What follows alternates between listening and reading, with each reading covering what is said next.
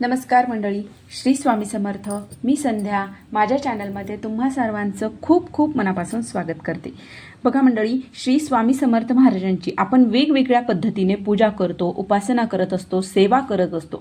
जसे की नामस्मरण आहे, स्वामी चरित्र सारामृताचं वाचन आहे, तारक मंत्राचं आहे, माला मंत्र आहे, स्तोत्र पठण महात्म्य आहे, नैवेद्य सेवा आहे, आरती सेवा आहे, दररोजची पूजा आहे. अशा अनेक प्रकारे आपण उपासना सेवा महाराजांची करत असतो. अशीच एक अतिशय महत्त्वाची आणि श्री स्वामी समर्थ महाराजांची अतिशय प्रभावी अशी एक सेवा आहे, ती म्हणजे श्री स्वामी समर्थ महाराजांचा षडाक्षरी मंत्र. श्री स्वामी समर्थ हा मंत्र या नामाचा आपल्याला लिखित नामजप करायचा आहे. बघा मंडळी, हा लिखित नामजप काय असतो, आता याचे फायदे काय आहेत, हा नामजप करताना कोणत्या नियमाचे पालन आपल्याला करायचे आहे, हा नामजप कसा करायचा आहे, याविषयीची सविस्तर माहिती आज आपण या व्हिडिओमध्ये घेणार आहोत. त्याचबरोबर बघा, यंदा 20 मार्च 2026 या दिवशी श्री स्वामी समर्थ महाराजांचा प्रगट दिन आलेला आहे आणि या निमित्ताने सुद्धा आपल्याला 11 दिवसाची 21 दिवसाची ही लिखित नामजपाची सेवा आपण करू शकतो. आता ती कशी करायची याविषयी संपूर्ण माहिती या व्हिडिओमध्ये पाहणार आहोत, त्यामुळे व्हिडिओ अगदी शेवटपर्यंत पहा. आणि जर तुम्ही माझ्या चॅनलवरती नवीन असाल तर चॅनलला सबस्क्राईब करा. तर बघा मंडळी, 20 मार्च 2026ला आहे श्री स्वामी समर्थ महाराजांचा प्रगट दिन. जर आपल्याला 21 दिवसाची लिखित नामजपाची सेवा करायची असेल तर आपल्याला 28 फेब्रुवारीपासून आपल्याला ह्या सेवेला सुरुवात करायची आहे. आणि जर तुम्हाला 11 दिवसाची सेवा करायची आहे तर 10 मार्चपासून आपल्याला या सेवेला सुरुवात करायची आहे. तर बघा, आता हा लिखित नामजप कसा काय असतो हे जाणून घेऊ. तर बघा मंडळी, हा लिखित नामजप काय असतो, तर बघा, आपली इष्टदेवता असते, त्यांचं नाव आपल्याला आपल्या भाषेमध्ये एखाद्या स्वच्छ वहीमध्ये किंवा एखाद्या लिखित नामजपाची पुस्तिका मिळते. त्या पुस्तिकेमध्ये आपल्याला एखाद्या विशिष्ट संख्येमध्ये आपल्याला सतत लिहित राहायचं आहे, याला म्हणतात लिखित नामजप. बघा, जसं की उदाहरणार्थ आपले श्री स्वामी समर्थ महाराज आहेत, किंवा तुम्ही श्री भगवान शंकर आहेत, भगवान विष्णूंचं नामजप तुम्ही लिहू शकता, श्रीराम श्रीराम लिहू शकता, कोणी राधा राधा लिहितं, किंवा आपलं जे आराध्य दैवत आहे त्यांचं नाव सुद्धा तुम्ही या नामाच्या लिखित नामजपामध्ये तुम्ही लिहू शकता. बघा मंडळी, जर तुम्ही ही सेवा दररोज सातत्याने करत राहिलात तर याचा प्रभाव आपल्या जीवनावर 1000 पटीने पडत असतो. आणि त्यामुळे प्रत्येकाने ही लिखित नामजपाची सेवा आपल्याला प्रगट दिनापर्यंत आवर्जून करायची आहे. याने काय होतं ना, या लिखित नामजप केल्याने त्या देवतेचा आशीर्वाद आपल्याला लाभत असतो आणि हे अतिशय प्रभावी अशी ही सेवा सांगितली जाते. त्यामुळे आपण सर्वांनीही करायची. आता ही सेवा करायसाठी काही नियमांचं पालनही आपल्याला करायचं असतं.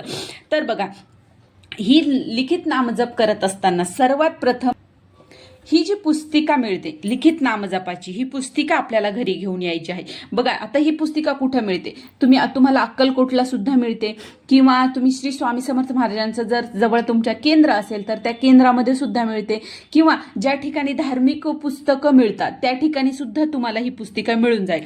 जर तुमच्याकडे नाहीच काही मिळालं तर आपल्या घरामध्ये स्वच्छ एखादं रजिस्टर असतं किंवा वही आहे, तर त्यामध्ये सुद्धा तुम्ही हा लिखित नामजप करू शकता. फक्त एक गोष्ट लक्षात ठेवायची आहे, ही जी वही घेणार आहोत तर ती स्वच्छ असायला पाहिजे.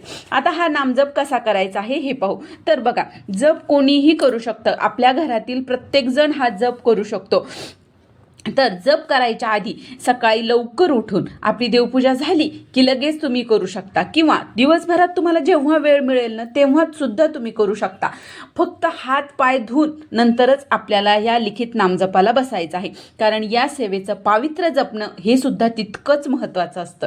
त्यामुळे आपल्याला हात पाय धुवून करायचं आहे. आणि जर स्त्रियांना मासिक धर्म आला, सुतक पडलं, विटाळ आला तर चुकूनही या दिवसामध्ये तुम्ही सेवा करायची नाहीये.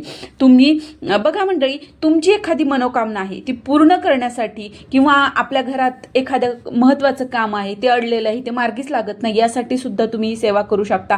प्रत्येकजण आपल्या मनोवांछित इच्छा पूर्ण करण्यासाठी प्रत्येकजण ही सेवा करू शकतो. फक्त ही सेवा करत असताना आपण संकल्पयुक्त आपल्याला ही सेवा करायची आहे.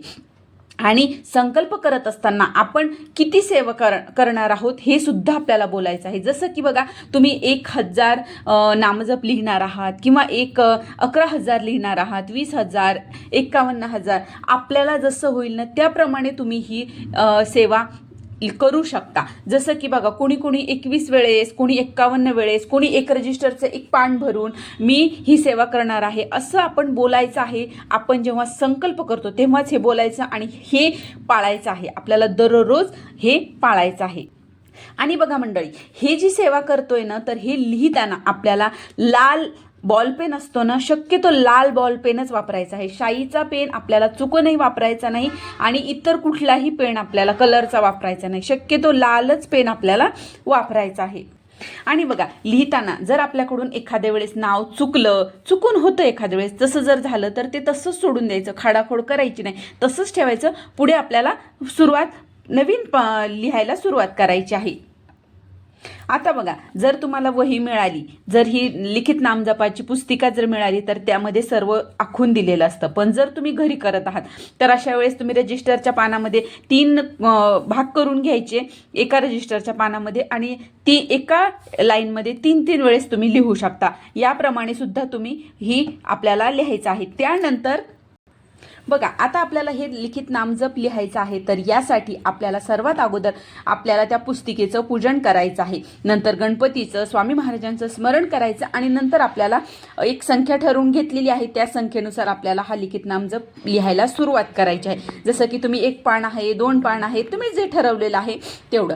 जास्तीत जास्त वेळ आपल्याला ही सेवा करायची. बघा मंडळी, काय ना, ही सेवा करत असताना झोपून किंवा चालत लिहितोय असं चुकूनही करू नका. एका ठिकाणी बसून, शक्यतो देवघरामध्ये बसा, आसन घ्या, आसन घेऊन बसूनच आपल्याला ही सेवा करायची आहे. आणि शक्य असल्यास प्रगट दिनापर्यंत आपल्याला ही सेवा पूर्ण करायचा प्रयत्न करायचा आहे. आणि जर काही कारणास्तव जर आपल्याला प्रगट दिनापर्यंत ही सेवा करणं शक्य नाही झालं तर काहीही मनामध्ये काही संकोच आणायचा नाही. महाराजांची माफी मागायची आणि पुढे आपल्याला ही सेवा कंटिन्यू करायची आहे.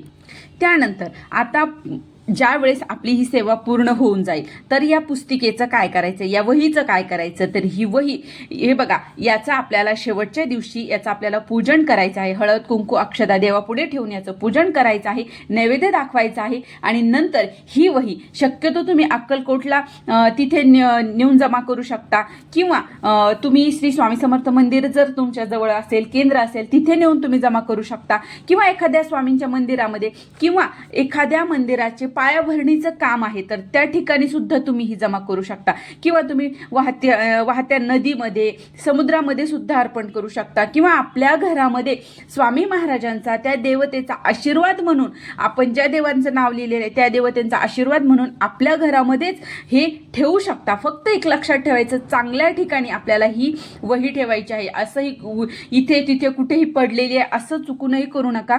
ठेवायची आहे तर घरात एखाद्या चांगल्या ठिकाणी ठेवायची आहे. बघा मंडळी, या सेवेचे फायदे काय आहेत हे जाणून घेऊया. बघा, जेव्हा आपण लिखित नामजप करतो तर तेव्हा आपली सर्व मनाची शक्ती त्या देवतेच्या नावावर एकजूट होत असते आणि नियमित नामजप केल्याने त्या देवावर आपली श्रद्धा, आपला विश्वास हा आणखीनच मजबूत होत असतो. आणि लिखित नामजपामुळे आपल्यामध्ये असलेली जी काही नकारात्मकता आहे, नकारात्मक विचार आहेत ते दूर होत असतात. आणि जी व्यक्ती हे लिखित नामजप करते ना, तिला एक मानसिक शांती मिळत असते, एक स्थैर्य मिळत असते, मनाची एकाग्रता तिची वाढत असते आणि मन अधिक स्थिर होत असतं.